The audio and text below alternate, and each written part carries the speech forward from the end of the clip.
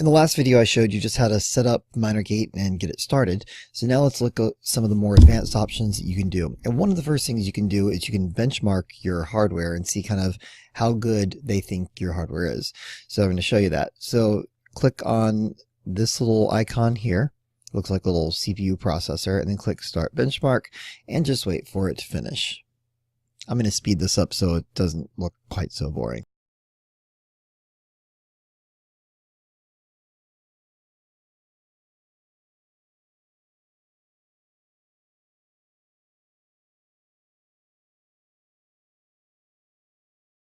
Okay, so it finished, and it's going to give you a score, and it's going to give you a number of stars based on how good it thinks you are. And then it's going to show you how much money it thinks you can make extra with using this computer. If you click down here at the bottom, you can actually see the description of how they come up with that number. And for now, we can just click Start Mining. All right, so now we've got our dashboard here. And what I notice sometimes is that after I do a benchmark and then start this, it sometimes seems to go faster than if I don't do the benchmark. All right, so here now you see the CPU mining. This is the central processing unit of your computer. And then here we have GPU mining, which is the graphics card of your computer. Now, if you have a mainstream computer that you bought from, say, Dell or wherever, it might not have a graphics card. So it will only have a graphics card if you specifically bought one with it, or if you have like a higher end machine, or if you have a gaming computer. This is my gaming computer, and it's got a 5-year-old processor in it, so this is actually quite slow right here. But the GPU is fairly new. I had to upgrade because my old computer, my old graphics card was just getting too old and too slow. So it's not the best, but it was okay. I think that cost me about $200. Anyway, so you can see 600 is 500, 600 hashes per second is much, much faster than what I'm getting on the CPU side. And this is with Monero. If you click on this little hammer right here, then you can see all of the different available currencies that you can mine. So right now, Monero is the most profitable, and that's what it's going to start doing. And then you can also do what's called concurrent mining, where with either Monteverde coin or Phantom coin, and you can see that over here. XDN would be the Monteverde, and FCN is Phantom coin. So you might as well use your merged mining, because supposedly it doesn't actually lower your hash counts. And if you look underneath this, you can see the extra hashes there. All right, so at this point, I'm going to actually close out the computer, of course, close out this program and restart it so I can show you what it looks like when you actually log in. All right, so when you first start it up, you'll get this screen. And when you click extended mode, then it'll ask you to sign in with the password that you used for the account you created with Minergate. So go ahead and enter that password. Okay, so now it looks like this once you've logged in, which looks exactly the same as before. However, now you have an additional tab called the Wallet tab. And this is where you can withdraw the money that has been accumulating in your account. And at the moment, you can see I don't actually have any because I've only been using this for a very short time on this account. So you can withdraw money here, and this Changely right here, let's say that you're mining this XDN coin, which is not highly traded and it's probably not going to be worth a lot of money anytime soon. So you want to change that over to, you want to exchange it to something like Bitcoin or Litecoin to store your cryptocurrency gold that you've been mining so hard. So in this case, what you can do is click on the Changely button. So withdraw will withdraw it to a wallet of your choosing. So right now, as we speak, the money that is here that has been mined is not technically mine. It's technically Minergate's. It's being held for me in my account, but it's held in their wallet. If you want to move it to your wallet, then what you need to do is withdraw the money. And you do that just by clicking the withdraw button. So notice over here it says I have 0 Aeon, but I have this many unconfirmed transactions. If we click on Monero, you can see I've got more unconfirmed transactions. And if we come down, we click Show All. So now if you see FCN, with FCN, I actually have more unconfirmed coin. So when you set up your mining, you'll notice that there's a reward method right here, PPLNS versus PPS. So if you choose PPLNS, then you're not going to get your coin immediately. You're only going to get your coin once those transactions that you've mined have been confirmed. And that can take anywhere from a couple hours to a couple days, depending on how fast your computer is and depending on how many miners there are in the pool for that particular currency. So at the moment, you see I've got an unconfirmed balance, but I don't actually have any confirmed that I can withdraw at this moment in time. I also want to address one little troubleshooting thing that you may run into. Sometimes you're like, well, I know my computer has a graphics card, but it's not being recognized. What you want to do then is go to Logs and then open the Minergate logs. And if you're using an NVIDIA card, it'll see something like number of OpenCL platform, found OpenCL platform, NVIDIA CUDA, blah, blah, blah, blah, blah. If you see an error there, you have an error because you don't have anything found, say error 35, for example, on my laptop, I was getting error 35. And the reason for that is that my graphics card drivers were too old. So update your graphics card drivers, try it again. And one thing to note is that the logs don't go away. So if you're always looking at the top, you're looking at old log entries. You've got to scroll all the way down to the bottom so that you can find out the correct ones.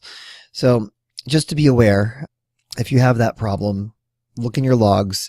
If it's error 35, update your graphics drivers, try it again.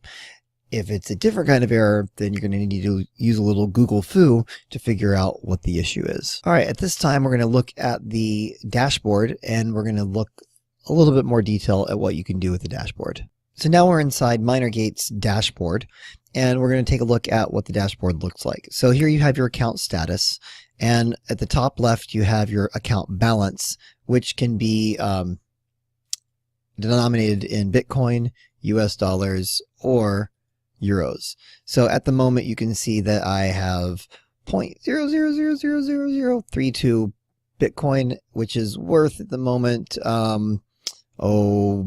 half a cent. And it also tells you that what you're currently mining. And so I've got two currencies that are currently being mined, and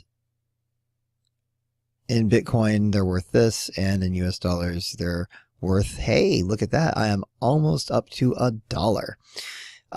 This is a new account, so that's how things are going.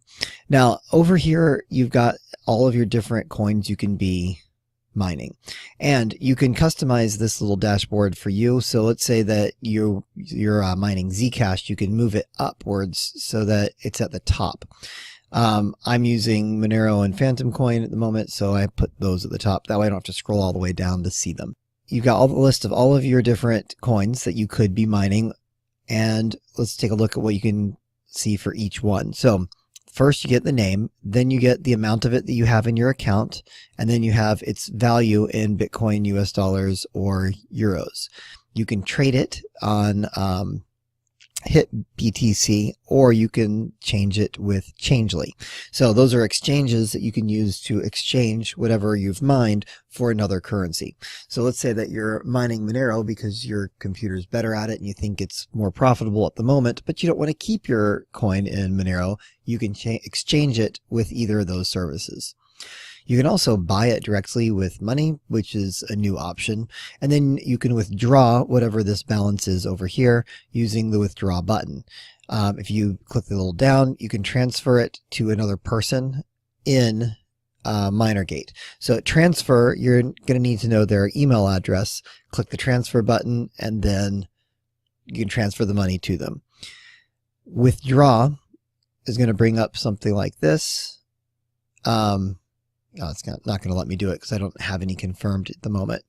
But what it will do is it will allow you to withdraw the money to a wallet of your choosing. It can be your wallet or it can be someone else's wallet.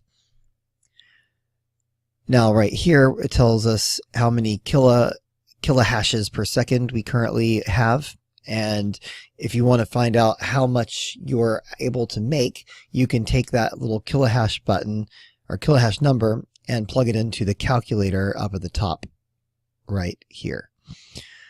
So this is our current hash per second. Tells us our status, how many workers there are, and then it tells us how many unconfirmed and how many total mined shares we have. A bad share is a share that was sent too late, and so someone else already confirmed that particular block. Down here we have the two different fee structures. So again, if you're going to be mining for a significant amount of time, you're better off using this one, but you're not going to get your shares immediately. So if you're going to just do this for a day or two just to check it out, use the PPS. The Minergate will charge a higher fee for the service, so you're not going to get quite as much coin, but you're going to get the coin immediately. So you'll notice that I have a little bit of unconfirmed Eon because I stopped mining Eon. Well, it's never ever going to be confirmed. So unless I start mining it again. If this tells you how many people are, the hashing power of the total pool of Minergate that's mining Monero at the moment, and the number of miners. So you can see that a lot of people right now are mining this as opposed to, say, Bitcoin Gold, where you've only got a fewer number of miners. And then you can see in the world what it currently is, and then you can see who the top 5 users are. So that is pretty much it for all of these are the same. So that's pretty much it for what you can do with the dashboard here. Now let's take this just 1000 kilohertz per second number. It's going to fluctuate over time. But at the moment it's 1.003. So let's use that. Click the calculator button. And what you can do now is we're going to come to crypto note, because that's what Monero is. It's a crypto note currency. And if you don't know that up front, well, just keep clicking until you find the currency that you're interested in. So you should mine, say, for about an hour or so, check what your hash is, and then you can put that in here. So 1.003. And that was a kilohash per second. You can change this to be whatever unit is currently being shown to you in your dashboard. And then it's going to tell you that with that 1.003, in 1 hour, you can make approximately 0.0001 Bitcoin. In 24 hours, you can make that amount. And in 1 week, you can make that amount. You're like, well, you know, I don't know what that means. So if you click US dollars, what that'll tell you is in 1 day, you should be able to make about $3 worth of Monero, and in 1 week, you can make about $22 of Monero. So let's say that you're going to do this for 1 month. In 1 month, that would be giving you 4 weeks. So giving about $86, $88 of Monero. Now, if you don't have a lot of time, if you have a lot of free time on your computer, maybe you'll have it do it at night. This is a way you can get started. You can figure out what these cryptocurrencies are. You can exchange one for another. You can maybe even try and buy something on eBay, or not eBay, on you can even buy something local on Craigslist with Bitcoin. Yeah, so just as a way to get started, this is an easy way to do it. Now, one of the questions is it going to be worth your electricity cost? And the answer is, I don't know. However, it probably will be profitable based on electricity cost if you put it into a coin that's going to appreciate. Now, which one is going to appreciate? It's a good question. Personally, I think that Bitcoin and Litecoin and Ethereum are all going to appreciate in the relatively short term and the long term. And then it still remains to be seen whether something like Dash or Monero or Zcash is going to make a break and become the kind of the future de facto currency. I'll do an entire video on this question, but for now, the answer is probably.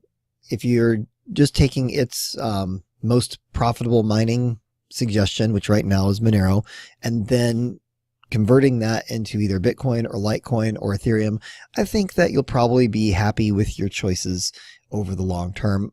And by long term, I'm talking about a couple months to a year. Now, if you're just going to do this for a day or two and then stop, it might never be worth anything, but it will still, you get a little bit of coin. And then once you've got that little bit of coin, say $3 worth of coin, you can now use it to just play with it and see how this stuff works. Because seeing how it works is really the most important thing in terms of getting started, especially if you don't have much money to begin with.